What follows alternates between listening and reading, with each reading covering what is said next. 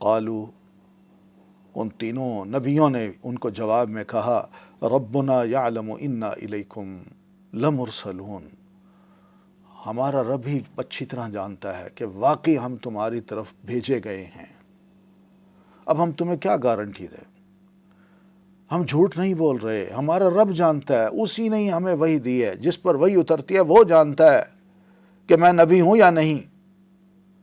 یہ محض ایسا نہیں ہوتا کہ رات کو بندہ سویا اور صبح اٹھے اور کہے جی میں نبی بن گیا ہوں، ایسا نہیں ہوتا، ہمارا رب جانتا ہے۔ یہی سب سے بڑی دلیل ہے کہ ہم رب کی بات کر رہے ہیں، اور تمہیں جس چیز سے روک رہے ہیں اور جس کی طرف راغب کر رہے ہیں وہ صرف اللہ تعالیٰ کی ذات ہے، ہماری ذات نہیں ہے۔ اس لیے کہ ہماری دعوت میں کوئی مقصد نہیں ہے کہ ہم تمہیں اپنا بندہ بنائیں، اپنا غلام بنائیں، اپنا پجاری بنائیں، یا ہم نے تمہاری جیبوں پر نظر رکھی ہو اور تم سے کوئی اس کا اجر مانگتے ہو۔ ہمارا رب بھی اچھی طرح جانتا ہے کہ ہم واقعی اللہ کے رسول ہیں۔ وما علینا الا البلاغ المبین، اور ہمارے اوپر اگر ذمہ داری ہے تو صرف اتنی ہے کہ ہم کھلم کھلا اس کی بات تم تک پہنچا دیں، اور وہ بات یہی ہے کہ ایک اللہ کو مانو، اس کے بندے بن جاؤ، اسی کے آگے جھکو۔ باقی یہ جو تم نے ادھر ادھر مختلف جگہوں پہ اونچے نیچے کھڑے اور بیٹھے عجیب و غریب قسم کی شکلوں کے تم نے بت بنا رکھے ہیں، خدا بنا رکھے ہیں، اور تم ان کی پوجا کرتے ہو، ان کو چھوڑ دو، ایک اللہ کے آگے جھک جاؤ۔ ہم تو صرف یہی بات تمہارے کانوں میں گزارنے کے لیے آئے ہیں، بس ہماری ڈیوٹی ذمہ داری ہے تو یہی ہے، اس کے علاوہ کچھ نہیں۔ آگے تم مانو تمہاری مرضی، نہ مانو ہمیں جھٹلاؤ یہ تمہاری مرضی، ہم اپنا فرض ادا کر چکے۔ قالوا انا تطیرنا بکم، تو جواب میں انہوں نے کہا کہ ہم نے تمہارے بارے میں فال نکالی ہے، اور سب یہ ثابت کرتی ہے کہ تم ہمارے اندر نحوست ہو، تمہارا وجود ہمارے معاشرے میں اچھا نہیں ہے، تمہارے وجود سے ہمارے پرامن معاشرے میں لڑائیاں ہوں گی، جھگڑے ہوں گے، فساد ہوں گے،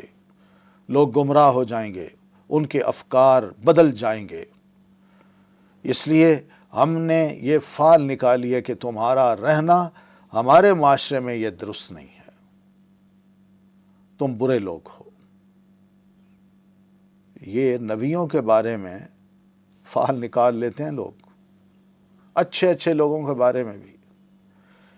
یہ جو فال نکالنا ہے یہ کوئی ایسا کام نہیں ہے کہ جس کو دین نے سراہا ہو، بلکہ ان آیات میں تو پتہ یہ چلتا ہے کہ فال نکالی جاتی ہے اور اچھے بھلے لوگوں کے لیے بھی نکال کے ان کو برا بنا دیا جاتا ہے۔ انا تطیرنا بکم لئن لم تنتہوا، اگر تم باز نہ آئے تو لنرجمنکم، تو ہم تمہیں ضرور پتھر مار مار کے سنسار کر دیں گے، ولیمسنکم، اور ضرور